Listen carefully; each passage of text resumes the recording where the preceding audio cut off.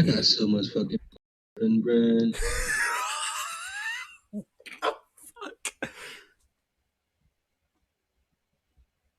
Okay.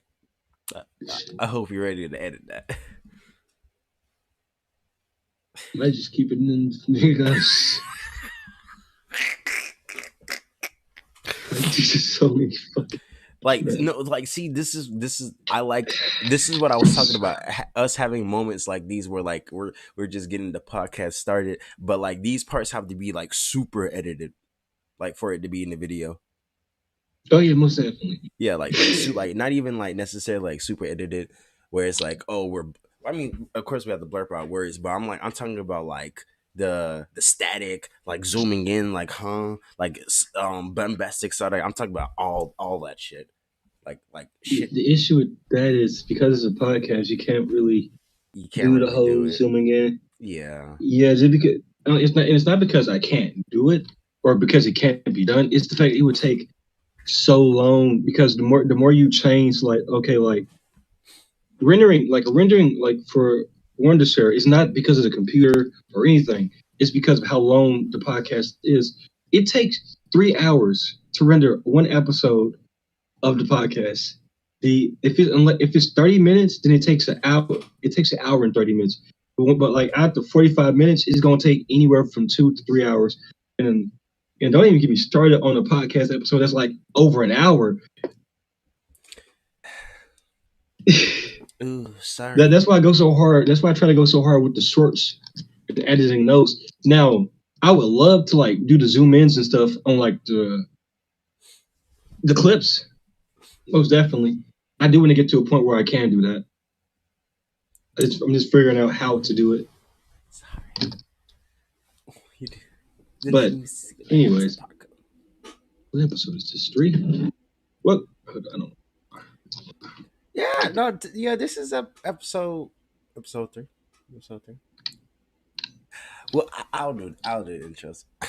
I mean, I got it. I didn't see you there, Mr. Parker. Welcome to episode 4 of the CDMS podcast. I got my co-host with me. Hello. Cameron. Hello, friends. Ain't seen each other in a minute. In a while. How you been? In a while. Wonder where we've been. I wasn't speaking to you. I speak to you every day. I was talking to the viewers. No, I said that's what I said. I wonder where we've been. Oh, like I was speaking to the viewers. Hello. It's been a minute.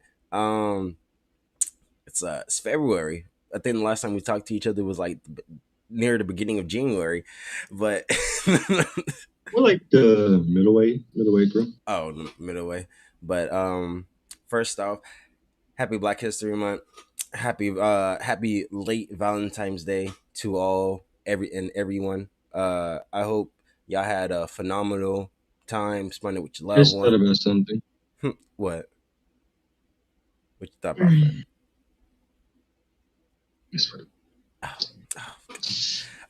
Hope you had a lovely time spending with your loved ones. I hope you had a great time spending your time in the great month where we was colonized, brought to America. And were we even colonized in February? Not necessarily in February, but it's more akin to it's the month where we look back on our ancestors that were colonized, brought to America, raped, tortured, pillaged, and made into tax-free workers. And it's a month where we look back on everything. And I find it so weird that we decided to put it in the same month where we have the focus on loving each other, but that's a personal bias. I don't think the two what's it go? The two don't really go together. They don't correlate. There we go. Let me turn on the light. Just about that. Damn it. And he's leaving. Well, I'm gonna But no, continue. Go ahead. basically the two just don't correlate. They don't correlate at all. So you see how much better your camera looks with the light on? A lot Bro, better. do you see how dramatic my face is? It like quite literally, I hate it. I hate it so I mean, bad. that's the point. I mean, see, look, my lighting don't even like it don't even look like I have like anything on my like. You look I have it's white. like I have no facial features whatsoever. You look At least your pasty. lighting, you have facial features. But anyway, Yeah, because I got a uh, fat nose. What? no, not even the nose. You can just see like the just everything. But I don't have facial. I don't have a lot of facial hair and stuff anyway. I don't need that shit. Um, but Black History, Valentine's Day. I personally have never really cared for Black History. I don't care about Black History at all, if I'm being honest. And it's not because I just don't like. I mean, I don't like Black History. Shit, I don't really like any month that celebrate one particular whatever. I think the only Really? history I don't. I think the only history is, and I'm going to speak just for America, right? I think the only ones that should have a month, the only people that should have a month are the natives, just because of how like they take the country. They kill all those people intentionally and unintentionally. You know, the diseases they wasn't able to develop. I mean, adapt to those, and like a 90% of their population died because of it, and the others, well, they was just free land, I guess. Free Um, real estate. so I feel like they were the only people that should have their own history month. I get why black people have their own history month. We try to, slave I just feel history and I just feel like oppression. is No, you good. oh, I just feel like personally it has gotten to a certain point with and this is just in America. I don't know how it is for black people in other countries, but just in America, when it comes to Black History Month, black people get a little rowdy. And I don't know if anything, I don't even know if it's just my state in particular or my city, but the black folks down here, they get rowdy when it comes to Black History Month. And there's no problem with taking pride in your history, your culture, but we've been fed the same the same stories, same information. I'm not even gonna pretend like I like I'm like I'm an advocate for black people. I love my black brothers and sisters. I do, and I wouldn't go out of my way to do anything to harm my community because I love my sisters and I love my brothers. Even if you don't like that phrase at all, it's the truth. I love my black people. Oh my god, and I love oh You're my a black god. people. And I didn't know you could have. I didn't know you could have your black people. That's. That is, Yes, my I black did hear people. about some. I did hear about stories where some black people were halves of the plantations. So I mean, I guess that makes sense to have your black people and the love of your black people. No, I'm just fucking with you. Shit. um, but can we stop? It's gonna have to come to an end one of these days because it's not like I'm not saying that Black history isn't still being made today because there's a bunch of things that American Black people haven't done, but I'm talking about our ancestors, their history, their legacy. It has been rebranded and rehashed throughout basically through the millennia for as long as I know. And like and I and there's really nothing I can say cuz like if anything it seems more like I'm just being a hater and I'm just hating on Black History Month.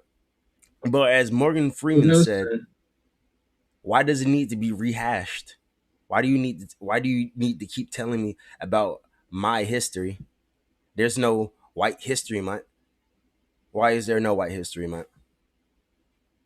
but I can understand why there is an African American Black History Month, but there's no White History Month because of the fact that the English, not the white Americans that are in America right now, the English are the ones that the White History Month would be about, not even the white Americans that are in the U.S. And if there was a White History Month, it will probably be the 4th of July because rednecks are the most patriotic ones out of them all. I mean, yeah, you gotta think about it. You gotta think about everything has a cause and effect. But before I get to that, I'll just talk about how I feel on Black History. I feel like Black History the same way with the music genre, with music, media, music, with music, media, um, shit, the consumerism, all of it, it's all oversaturated. Look, how many movies have been made about Martin Luther King? The How many dang, the movies have dang, been made about How many movies Django. have been made about Harriet Tubman? Shit, there was a movie with Harriet Tubman where they was basically making her visions as if they was like some type of superpower. What the fuck is that? Like Harriet Tubman is one of the dopest people in Black history. Period. There is no conversation. There. I don't think honestly out of all the black figures in history, Harriet Tubman is the dopest one, and it's not even close. Not Martin Luther King, not Malcolm X, none of them. I But I think Harriet was the it's most whatever. gangster, if anything. Yeah, Like, most definitely. Harriet didn't play that And shit. but the entirety of Black History Month is oversaturated, and you got some black people that's like, well, it's my month, so I can act however I want to act, or I can do, or I'm immune to what's it called from social scrutiny. I'm immune from saying basic because you know the saying that oh black people can't be racist. It's a lie. There are tons of racism in the black community towards white people, Jewish people, Hispanic people, Asian people. Like goddamn, there's so much racism. I don't even know if it's actual racism or is it oh I hate the world because I'm black and the world hates me. Yeah, you got it there So because I just that's why I don't care about the month. and to continue on your part of you don't know if it's of just us against the world or it's just blatant racism because it has gotten to the point of like you said black people can't be racist. That's a white people thing. How is that possible? How is it possible for just this one racial demographic to be racist? It's like you're basically saying that being racist is something that they're born to do and just naturally be, which is foul. It's very foul because racism is something that is taught. And when people like that say that, you can tell that either they was indoctrinated in racism or whatever views they have on life is shrouded in racism. Because you can't tell me that you're blaming in our generation of white children for stuff that happened 2 decades ago. Not actually not is it two yeah 2 decades ago 3 decades ago. Not even 2 decades ago, but just over the course of American history, there is no reason that white guilt should exist for really. I say what the millennials. I don't believe there should not be white guilt for the millennials and on down. Now, if you want to talk, well, really, I think it's Gen X because it's Gen X, the millennials. Basically, I don't think there should be race. I don't think there should be anything against the millennials, Gen X, millennials, and all the way down because they couldn't have done anything. They was either inspired to be that way or they was just never that way in the beginning. But Mm-hmm. because of different circumstances, they're being put in this box where it's like, oh, well, you have to feel guilty, you have to feel this and that type of way, and you have to do this. because black people were screwed over. And I don't think that's the case. Like I was having a conversation with one of my friends, and they was like, "Oh, I'm uncomfortable because I got a white teacher teaching me about Black history. Why should it matter if they're white teaching about Black history? Because to be a Black kid and to teach specifically history, you have to learn about. You have to spend hours upon hours dedicating yourself to that particular subject and that type of history to even teach, to even qualify to teach it. So the fact that they spent let's say there's just a Black history teacher and they're white. That means that means they care so much about Black history to the point they dedicated their entire career to teaching that one subject because there are plenty of teachers like that. So it's not fair to be like, oh well, because you're not of my race, then you don't have a right to teach my history. You understand? Black history wasn't just all Black people. Have like Martin Luther King. He couldn't do it without white people. I don't People don't like to hear that, but it's the truth. All of these black leaders had white people either behind them or pushing them to the forefront. You rarely had people going out of their way that did it all on their own, 10 toes down with no help from white people. You have those, but barely, like barely. And kudos, and it's not to discredit the people who it's not the praise and not to say that well because they didn't have white people we should credit them more or discredit them less or anything like that. It's to show that it was there's more context to history in general when you just take out the I don't even want to say emotion, but just get out of your own way to see that there was more at play than just oh, where Martin Luther King killed Rosa Parks there. Because Rosa Parks, we don't talk about this enough. I do not like the ideal of Rosa Parks because I forgot her name. I cannot remember her name, but she was a dark skinned woman, and it's funny that I bring this up because this happened because Mo'Nique talked about this on Club Shay Shay. She talked about how there was a woman I can't remember her name, but I wish I could remember. I learned about this woman when I was in 11th grade, and I was so upset because I'm like, why didn't I learn about her earlier? But she basically did exactly what Rosa Parks did with the bus, not getting off of the bus. But the issue was she didn't appeal to white people because she was dark skinned.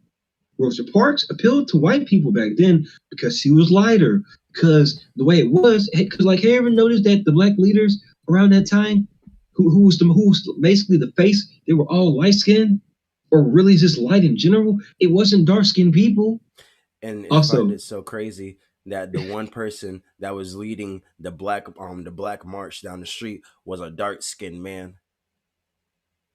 But guess what? They also had it in black and white to make him look that's what I'm lighter. saying. So it's like, and there's no knock on Rosa Parks, but you got to call it is what it is. Black people have gone out their way to appeal to white people, and another reason I don't care about black history is we always talk about. I have grown up in a predominantly black neighborhood. No, not even predominantly, basically an all black neighborhood. If I'm being honest, and I never saw the racism. I have gone out. I have been to multiple cities in my state. I have been in country parts of my state where you might not want to pull over because you see homeboy, your country corn-fed white guy. You know, you see those stereotypes. You don't pull over. You pull over. You keep fucking going. You go to speed limit. I've been in those cities. Yeah. Did I pull over? No. But it's not. It's I don't want to fucking find out. So I didn't find out. I've been in those cities. I've been in the middle class white cities, the upper class this, and I've been in the low class, the lower class income or the low income cities. shit, I'm in a low income city right fucking now. So shit. Is this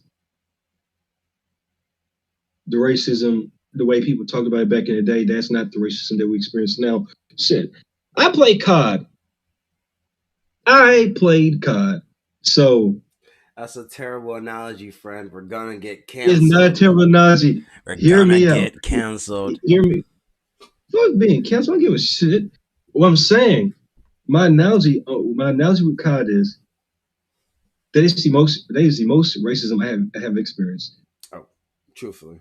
So in my mind, I'm like, what can you really say to me? Like just in the form of name calling. I'm not talking about like because there's multi levels of racism, but like I'm just talking about like just in the form of name calling to get me to provoke me to action or violence or whatever. Because you see that a lot now. You see that so many times. Will you have a white person say something, or they'll say something slick or whatever, and I'll be like, well, he was being racism. He was being racist. What did he say that was racist? What he called you out your name? He said something messed up. Is that really racism, or is that guy just being a prick because it can upset you?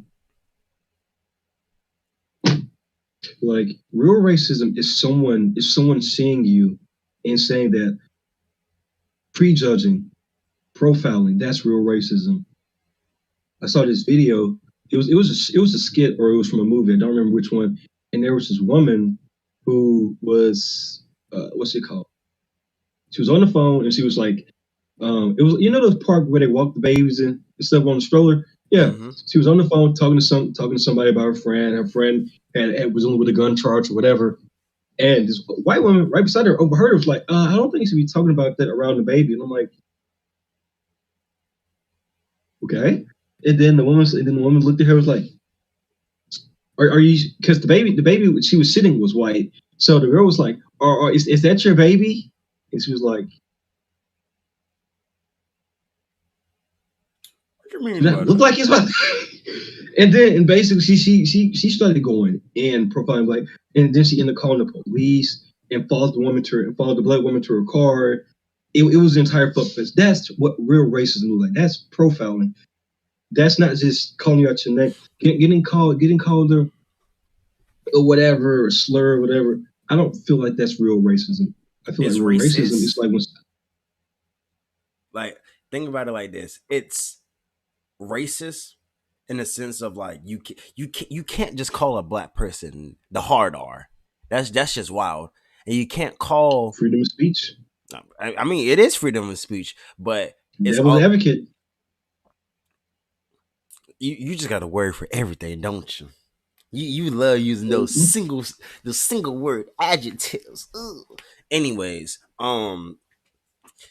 you gotta just think about it like this. It's all up for interpretation, and it's all up to how the person feels. If the person feels as if it was racist, it may not actually been racist. It might just them the other person just being a twat. But if he feels like it was racist, to him it's gonna be racist. No matter what we think of it. But why is it? Why is your first thought to enact violence? Because people are just violent people. Like, um it goes like this. It goes from conversation to confrontational. There's really only two sides when it comes to, and I don't like saying it, but when it comes to black people, it's only two ways. It's confrontational and the conversation. Because there's way too much video evidence of just like a simple conversation or an argument that wasn't violent at first, but because one of the parties, which was just so happens to be black, got a lot more angry than the other party and threw the first attack. And now either they're fist fighting or someone's dead on the ground because the other person decided to go grab a gun. You know something? I got an extreme. I got a We got to get to very. the next topic. I'm so sorry. We're gonna get to the next topic, but I got a very extreme example. Case George Trayvon Martin. Now, hear me out. This is a. I feel like this is a good example, just because. Okay, George Zimmerman. Ever since that case happened, he's basically been publicly shamed, outcast, can barely find a job, do anything. So basically, that the damage in that guy's life has just been not has been dire. And I'm pretty sure he can go somewhere where people really don't know, or where people was on his side during the case. He'll be perfectly fine. He can live life normally, et cetera, et cetera, et cetera. But if he let's say him trying to go like to a main city, nah.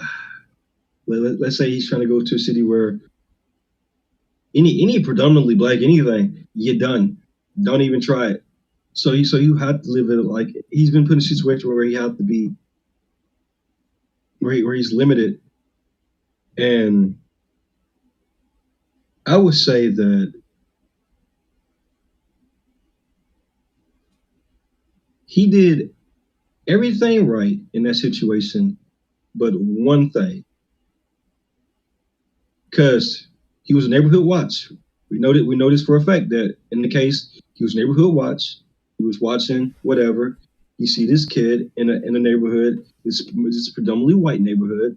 From the case they was talking, predominantly white neighborhood, and he sees a black kid in a hoodie. Okay, he calls the police and says, "Hey, there's a kid in a hoodie who's been walking around his neighborhood looking at houses for like the last however many minutes. I'm pretty sure it was like 30 minutes or something, and that's the reason why." So basically, he was watching the kid. He was watching Trayvon the entire time, and he was watching him the entire time. And all of a sudden, he's like, "You know what? I gotta go." Even though the police told him, "Yo, you're good. Just stay in your car, and we'll deal with it. We'll see what happened. Talk to him, whatever." For some reason, we will probably never know the real reason or the real answer on why he got out of his car and confronted Trayvon Martin. We will never know what he said to Trayvon Martin ever. But what we do know is he went up to Trayvon, confronted him. Trayvon attacked him, broke his nose, and now we got another black guy dead. So the way I've always talked about the situation, I'm like, what probably happened was George said something Trayvon didn't like. He attacked him, and obviously he didn't know dude had a gun. If he knew that dude had a gun, probably wouldn't have attacked him and broke his nose. And I hate that it had to come to that situation because maybe it was George being racist and looking for a problem, looking for a reason to sue. That is a possibility, but that's something we're never gonna know because I'm pretty sure if that was the case, he's gonna take that shit to the grave, as he should. Because if that's the truth, body America, bag. America, But we is gonna throw a it's temper tantrum. just food for thought. Food for thought. Man, But this talking about racism and black people in the industry in America got me excited to talk about a individual of mine, Mo'Nique. If anyone or everyone at this point, because at this point, Club Shay Shay is like the #1 channel on YouTube at this point. Mo'Nique, probably the number one podcast channel. But then again, there's Joe Rogan. But yeah, but Mo'Nique was on Shay Shay's podcast. I would say like 2 weeks, 3 weeks ago. It was probably like near the beginning of February where she went on. And you remember when we talked about Cat Williams and his basically his seriously, destruction of the entire entertainment the industry, music industry. talking about Kevin Hart, talking about the mistreatment given to him not only by his peers, Kevin Hart, and then also oh my, can't even think of their names. Cedric the Entertainer, Cedric, Steve Harvey, Steve Harvey. and the debacle that was the Kings of Comedy tour in his the height of his industry. But I want to put spotlight on Mo'Nique in particular because Katt Williams was right. Katt Williams was right at the beginning of the podcast. He said, "Now that I am here, this place is going to be a space of truth," and he was correct. The fact that Mo'Nique got on Shannon Sharp's podcast and basically not only gave her side of entertainment industry when it comes to comedians, but also gave more background knowledge to everything that Katt Williams said in his interview. And I find that hilarious because not that I had anything against Kevin Hart before I watched the Katt Williams interview. I just thought he was a comedian and nothing else of it. But the fact that they made the 5'1" or the 4'11" adult man baby actor comedian the gatekeeper of comedians is hilarious to me. I When mean, not only Katt Williams and Mo'Nique was in the game longer than him, but what I say, the only reason why, yeah, I don't know. I mean, I don't think there was anybody that was um saying that Cat Williams wasn't right or was lying because look at the results. Millions of likes, millions of views, hundreds of millions of views. People and there was not one person that could really say that he was lying. Even Ludacris, Ricky Smiley, all these people was like, "Oh, I'm just not going to entertain you." Oh, you know how Cat is, or "Oh, Cat's on." This is literally these were all the responses. Cat's on drugs. Oh well, you know it's just Cat being Cat. All love to Cat. oh, and then All love, all power to you. can't forget, man. I'm so mad. I thought me and Katt Williams was cool. He didn't say nothing about me. I wish he Oh said yeah, no, something that about was me. yeah, no, that was just Mike got being funny as fuck. He's like, God damn, I'm trying to sell it. I'm trying to sell a turret. I'm trying to sell a turret as well. Say something about me. Said something about me. Shit. But um, we all know Kevin Hart that he was easy.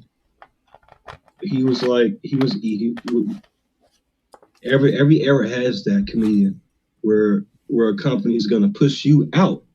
You can argue back in the day. Back in the day, it was Richard Pryor and Eddie Murphy. Those companies pushed them to make money. They made them a lot of fucking money.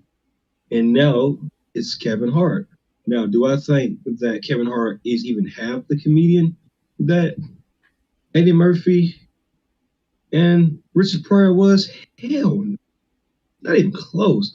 The last comedy special of Kevin Hart that was good to me, it wasn't the one where he sold it, where they say he sold out the football stadium. I think it was like one of his early 2000 specials when he was on Comedy Central. That was Kevin Hart's last um funniest comedic thing. And plus, I don't even think he's really viewed as a comedian now. He's more of a movie star than a comedian. Yeah, he's So an actor now.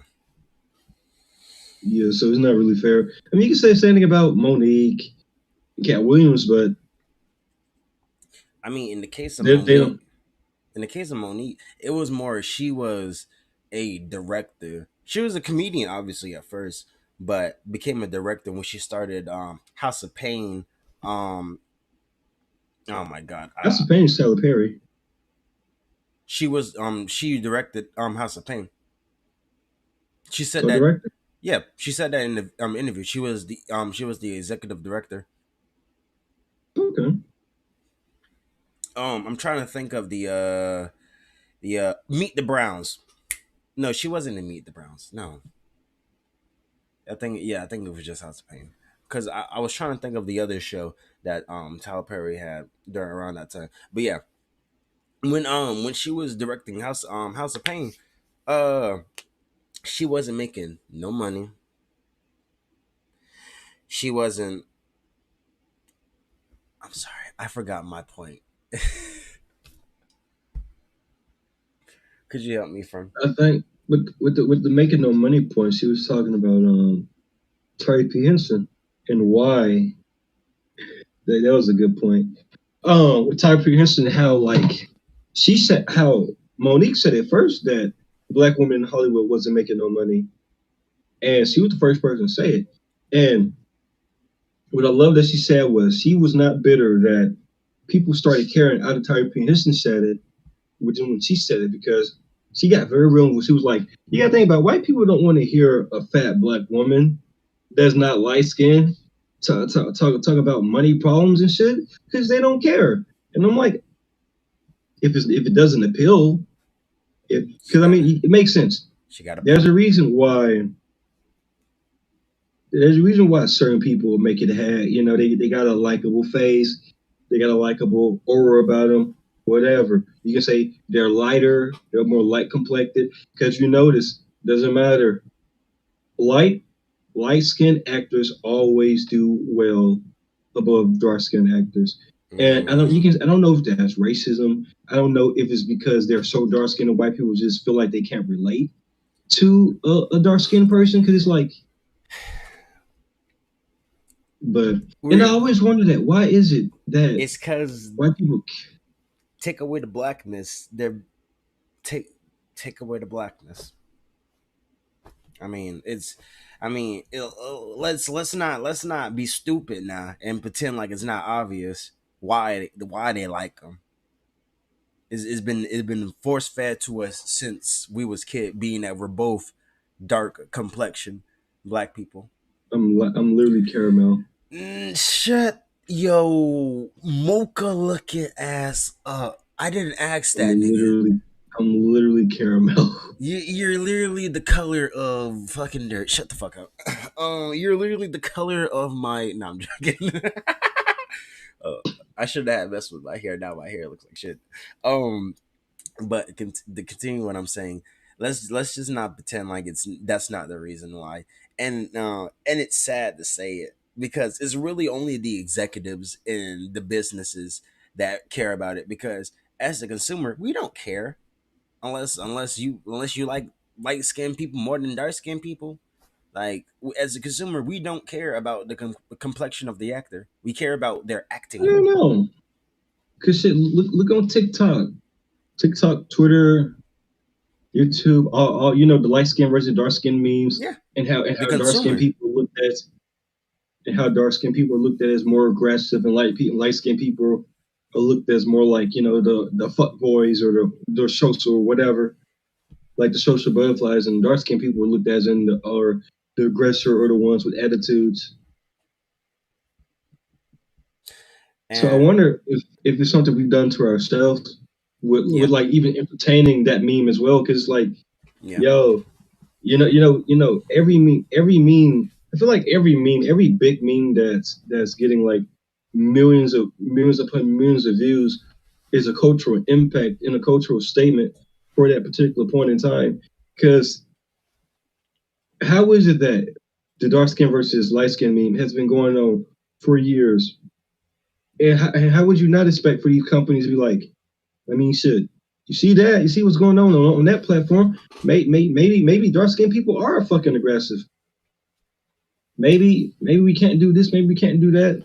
Whatever. And I understand. And it's not just racism in America on why they cannot do that. Apparently, Chinese people do not like black people. And that the was darker you are, obvious. the more they dislike you. But to be honest, I can't even, with be honest, I can be honest. When we can be truthful with this, Chinese people don't really like anybody. I mean, yeah, Chinese people don't like nobody. They are the most isolated, and I feel so bad for Chinese people because it's not all, but it's just that's just kind of Because how it's viewed with the rest of the world. Like, yeah, they really don't fucking like anybody. They're like, if you're not Chinese, doesn't matter if you're Korean, Singaporean. Don't say Japanese. Taiwanese. You know Taiwanese. They like it. Taiwan. You're a part of China, right? Come here. The same thing that Russia's trying to do with Ukraine. We're not gonna talk about it. Ladyboys, I love them. I do want to go to Thailand. Is it because of the Ladyboys, my friend? Yes, it is. Me too. Yeah. Oh my god. That is crazy though, Dad. Isn't the capital of Thailand Bangkok? Like, come on now, y'all did it to yourselves. Probably did it on purpose. Probably not. That's probably just. I don't even know what that shit. I don't even know what the name means. Bangkok.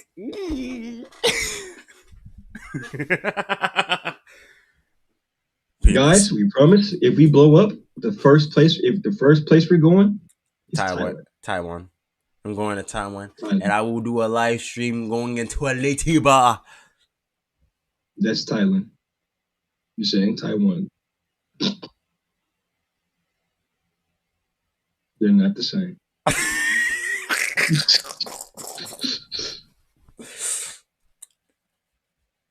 I'm not racist, I promise. I'm not racist. Before we get off topic, we're black. We can't be racist. Oh yeah. Facts. Yeah, that myself. I can't be racist. And it's Black History Month. We got social immunity. Oh yeah. Listen, what I'm about to say right now. I can say it because I have social immunity. Spanish people are no longer invited to the cookouts. Oh wow. No longer invited to the cookout. You get no tacos? Huh? You can keep that quesadilla shit over there, my friend. I don't want your quesadillas? No tacos. No guacamole. No, I'm joking. Nah. I fucking love guac. Guac is so good. Oh my god. I was saying no nachos? No nachos? Guac is so good. We're getting off topic now. I have such beautiful. Look at that skin. Oh, glistening. Anyways, for our wait, before we get into the meat and grit of it, Nicki Minaj versus Megan Thee Stallion. Go. What about it? Megan won. Yeah. Barbs, come for us. What you gonna do, bro? I'm literally a gay black man in East Pan. We're literally the entire fucking community. The fuck is the Barbs gonna do? I'm just disappointed. I am genuinely disappointed. Like, imagine if MGK would have beat Eminem. We would have had a better diss track, better disses, better bars in general. And MGK would have dominated Eminem like Megan did in her diss. Like, I don't understand with Nicki. I really don't. I've been trying so much because, like, how do you marry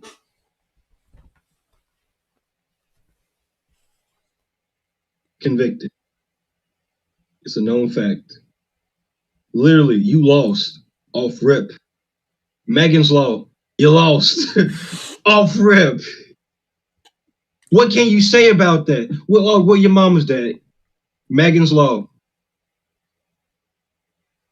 Where your mama didn't like you, and she's in the coffin. Megan's Law, jail, minor, offender, criminal offense, criminal. The bin now. Where you lied about getting shot in your foot? Fender. At least I'm not an offender.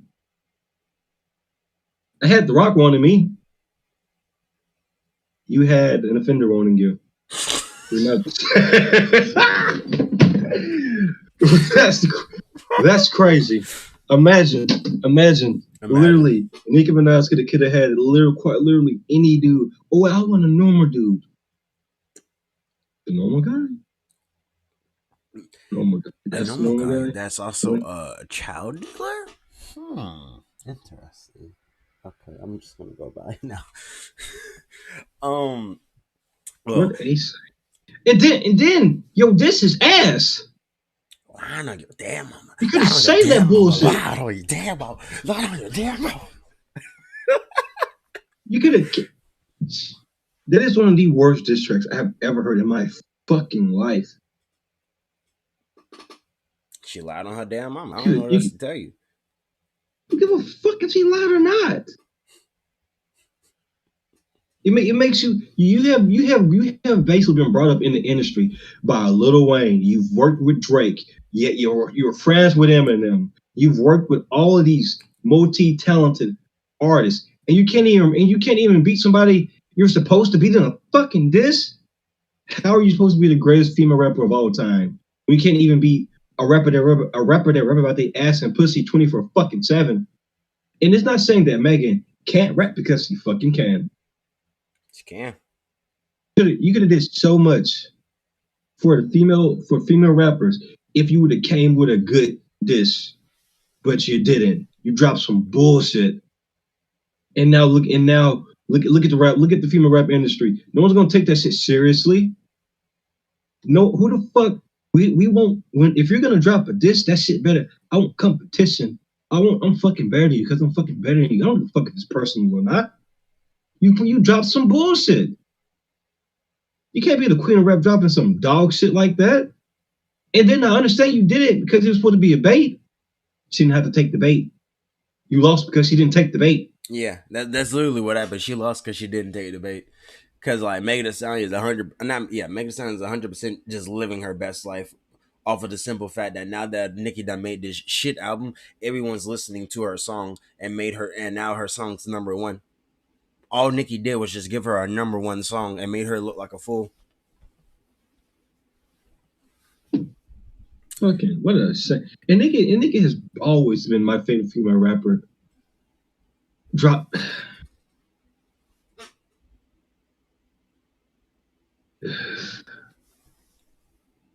On the other hand, this is so off topic. Not Nicki, but speaking of Queens, Beyonce's making a country album. I do not care. Queen shit, bitch. Don't care. I do not care. Don't care either. Country music. But good for her though. Yeah, good for her though. You know, if someone got to do it, she'll do it.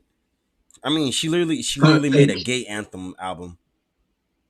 Hot take: Beyonce fell off when she dropped Lemonade. You won't break my soul. You won't break my soul.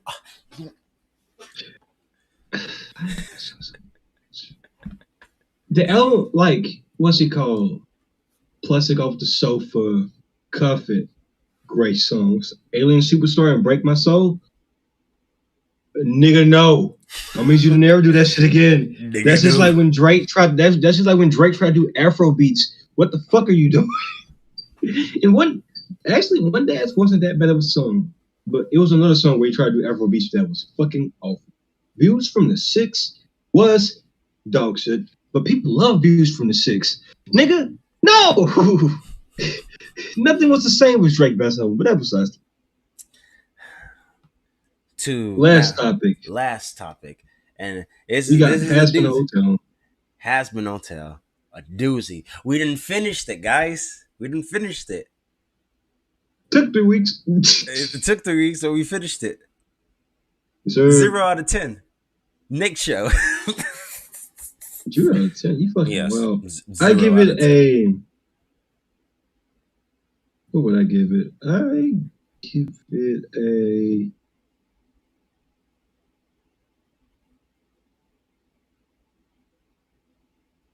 If it's anything above a 5, then you're capping. No, I give it a 6. Like the musicals, I understand the soul is a musical. I can't knock it for being a musical. Mm-hmm. What I can knock it for is for every single episode having multiple music scenes to explain the lore. I Mm, do, and the only reason I'm not knocking it harder for that aspect is because I don't know if Amazon told them, hey, you're only getting this many episodes, and to save screen time, they did it like that to express the lore through those songs, so they can meet Amazon's quota or a Prime's quota. I do not know, but if that's not the case, then I'm not. Then I will say that for me, that fucked up the pacing and it ruined the pacing for me.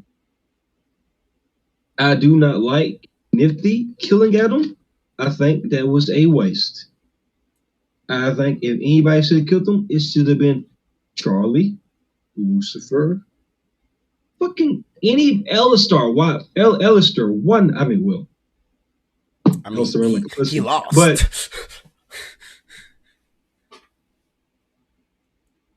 I wonder if Elistar lost just because he wasn't at full power. Yes, yes, yes. I give the show 5.5 to be exact. 0.5. No, I'm joking. This is 5 4 if I really want to be criminal, because like you said, it shows a musical. Can't knock it for being a musical, and I love musicals. I really do. And there were maybe two songs from the entire series that I can say like I'm humming it like still. Loser Baby is like the number one song off of, throughout the entire series. Loser Baby is such a fucking good song. And Not poison. no, Poison is not my second. It's actually not my second. I like Poison. Poison, like I told you while watching the show, I thought of Poison as another rendition of Addicted to Me. But like you said while I was watching it, it's Addicted is more like him being addicted to the drug, and Poison is more like, yeah, I know he's killing me, but fuck, I can't get enough of it. And because that's literally what the song is. And also the depiction of the industry and like how it actually is being a star, you know, tops off to them. But I can't look past the simple fact that, like you said, every single episode had a song.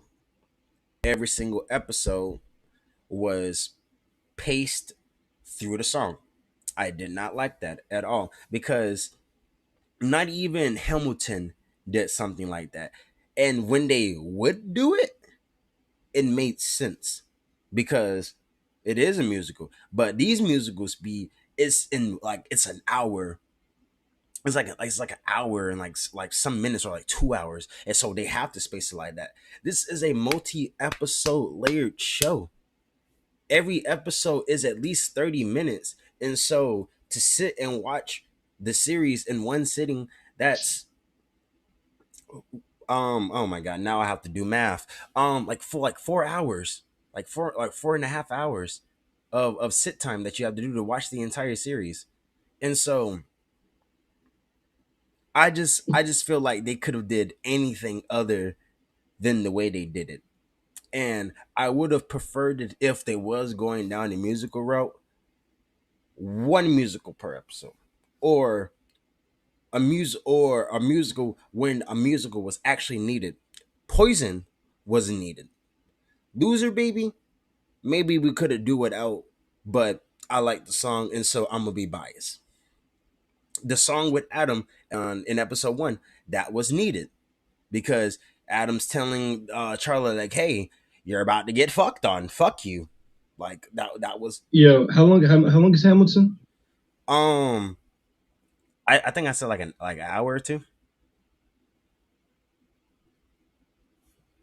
The soundtrack, I know the soundtrack is like at least like 2 hours and a half, because there's also the bonus soundtrack as well, and so not even including the bonus soundtrack, so in total it's like 3 hours maybe, because I think the bonus soundtrack is only 30 minutes.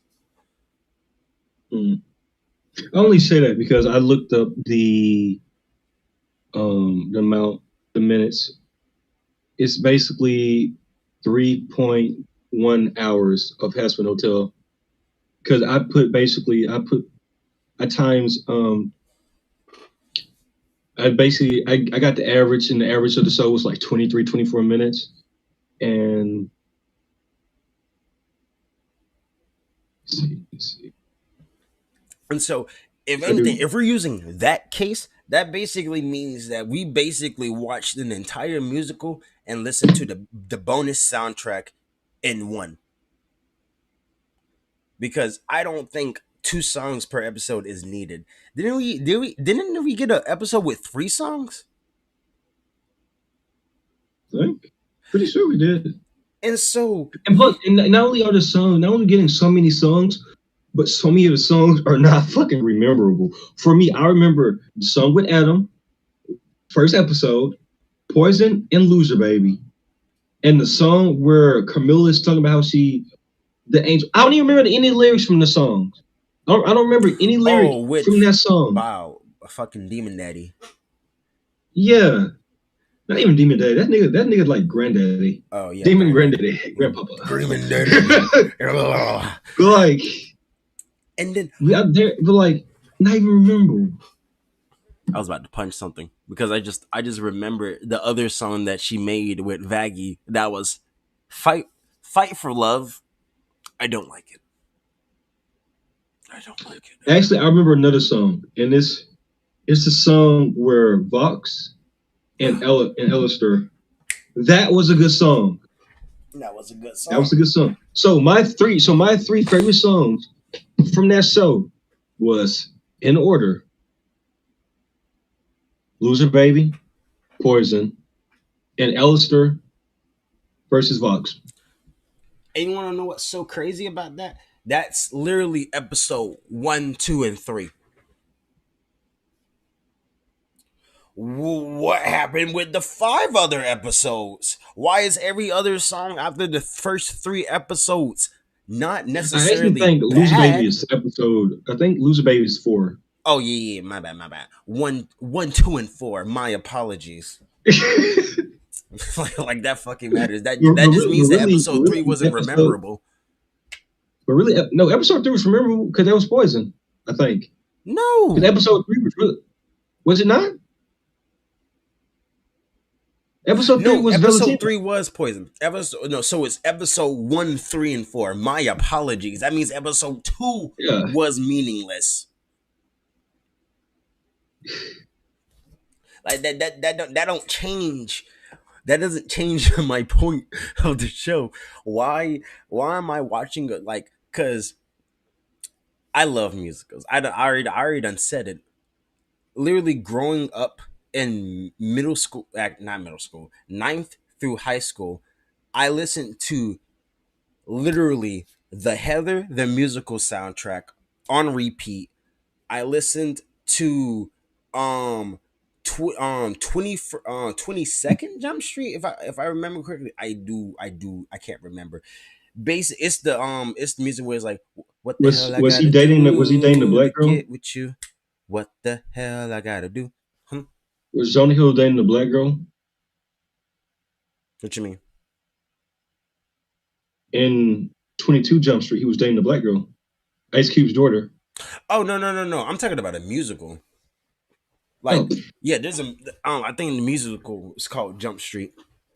But I might be wrong. I ain't listened to that musical in years, and so I wouldn't know. But right off the top of my head, it's Heather because Heather was my childhood. I love Heather with a passion. I can still go back to this day and listen to that soundtrack because not only did the musical do well, the soundtrack is amazing, and the movie that was made in the 90s was also good. And so it's just everything about Heather is good. Everything about Hazbin Hotel isn't good. So that's why I can't name songs off of the top of my head like that. Well, I can't sing the lyrics to the songs because not even the lyrics are necessarily rememberable. I can't even remember what episode these songs are from. That's bad.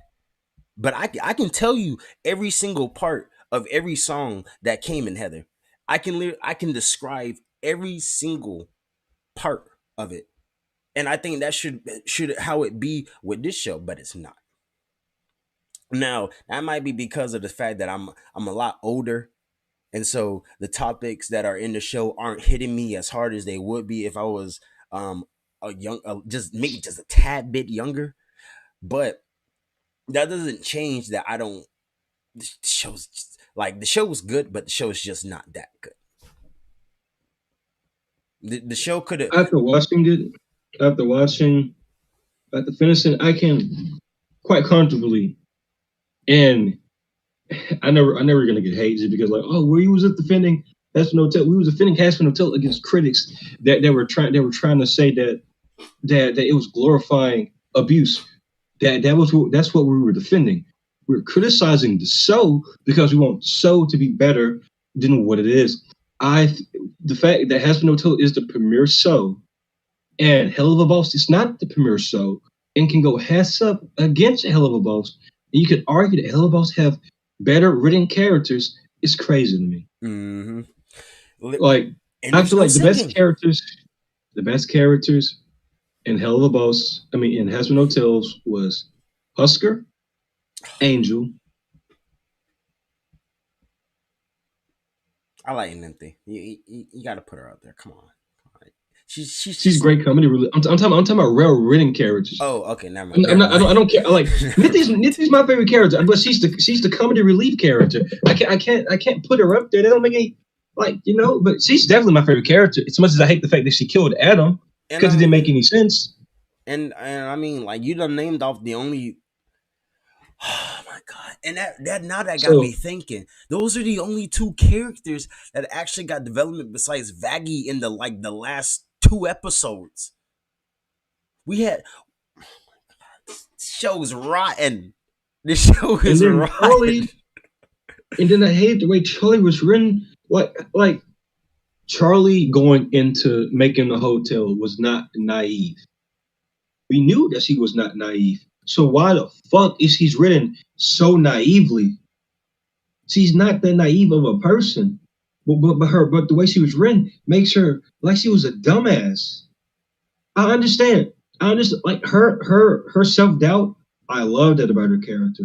I read her being more self-doubtful, self-doubt, the self-loathing, the breaking in confidence as the series progressed, the false confidence, the I have to be the leader, so I gotta save everybody. I love that about Charlie's character. Mm-hmm. That's why she's one of my favorite written characters in the show. I like that about her. But her being naive as she was pissed me off so fucking much. Her doubting herself made sense. Her self-loathing made sense. Her wanting to be the leader and inspired to be, even though she wasn't ready for it, even though she's not ready for this shit, made sense. Her being naive did not make any fucking sense at all. She's in hell. Her literal dad is Lucifer. Her mom, she don't know where the fuck she is. And She's a Lila, grown ass woman. she's a grown ass woman. Can't forget She's in that her part. 20s. She's in her 20s. She's She's not even a fucking teen. yeah, Grown ass woman. grown ass woman acting like she's a fucking 13-year-old kid doesn't know what a fucking shoot is. I'm like, oh my god, I hated watching that. You don't even understand, my nigga. I personally don't like Charlie. Um, I don't like how she was written, obviously, because I just said I don't like the character. Um, and that's just really all it is. She had no depth to it. I feel like the the Vaggie, the woman that didn't even realize that she was dating had more character than the actual main character. And it's so funny It is because her getting the back. wasn't it that they always put the light on Vaggie instead of Charlie? And so when you really think about it, it's like Charlie wasn't even the main character. I said that I argue so many people that Charlie wasn't really the main character. I would say for most of the series, Angel just was the main character. Oh Even my even god. even when they're in heaven and arguing against the Seraphins, they're literally using Angel. Oh, Angel's gonna be the one that changed. Angel in that moment where the Seraphins quite literally denied Charlie. Angel did everything he was supposed to do to get into heaven. Was selfless, sacrifice, and everything. Mm-hmm. So why the fuck did Serpentis go there? and Sir Pence wasn't a bad character. He wasn't. No, Sir But the Pinches fact went there that, because he sacrificed himself and fucking Adam obliterated him. What and is I'm wrong with saying, you? I'm not saying that's a bad thing. I'm saying he got there for basically getting himself killed, Yeah. getting himself murdered. Wait, actually, no. Not that's not the reason why. But you also got to think about it because he was at the hotel for a while now, and he was already getting close with Charlie and them. And once he had got to the hotel, he actually stopped doing all his villainous shit. So technically speaking, Pinches had already repented in a way, and his final act of sacrificing himself for his team for his friends was the final thing, the final catalyst to get him into heaven. And so Sir Pinch is getting into heaven. I saw it, but I didn't realize it while watching the show. But it's understandable. Angel, I know it's definitely understandable. Angel I mean, I let this. understand that Angel's got a lot more to go, Yeah, but then again, Angel's like the mascot for that damn show. he is. So if once he's gone, ugh, Who knows? okay. Who's the new mascot? I hope season if we do get a season 2, I hope We're season 2 getting to is not a season two. musical. I have no problem. My issue is I have no problem with it being a musical, but I swear to God, if the first time we see Lilith and she's singing, Oh, I'm after the turning this shit introduction they off. gave her, I'm turning this shit off. Turning it off. We're not even finishing the series at that point. no, fuck, they were finishing the series. Fine, But fine if I must. You I know, hate that Fox didn't play a bigger part in the show with his introduction. As much as he hate Ellister, basically after he sent Sir Prentice, he basically just gave up. As you had a literal hate boner for him, watching him fight Adam, and this in that entire time, the entire series, you did nothing to try to stop his progress or anything. Outside of sending the literal idiot Sir Prentice to spy on him. man said I'm so fucking hard right now.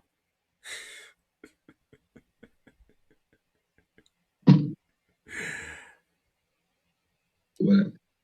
We gotta end this podcast. It's been a great podcast. I'm gonna let Cameron take it away with the outros. But before you do outros, look at the shirts. Cottage score. Oh my god. Horror cottage score. Yeah, horror card score. I really like. Yeah, if you're gonna call it something, at least get it right, sir. Of course, of course. What? But I really like this shirt. I really like this shirt. That was the one that got got you into it, so of course I like it. Cottage score? No, Mm-hmm. it wasn't cottage. You wasn't the one that got me into cottage score. I got you into some. I got you into the other cores, so that's all that matters. Weird core, yeah, weird core, dream core. I got the other one, but it was 3, but it wasn't cottage score. Gay I know, core. I know. It was Nick that got me into cottage score. Yeah, core. Well, my friends, it was a pleasure speaking to y'all again. I really enjoyed this one. You know, it's been a minute. Sadly, the only reason why these podcasts are coming out like this is because my new job, does not give me any spare time at all, and my spare time I spend it sleep, so can't really do much. But we try to make it work. Obviously, we're a team, and that's what teams are supposed to do. You got any final remarks, friend?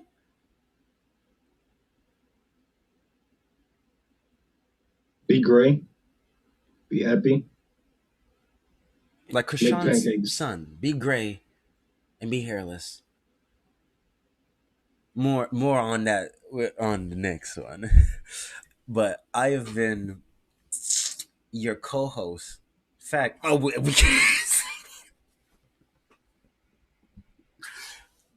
um, I have been your host, Cameron, and this was my co-host,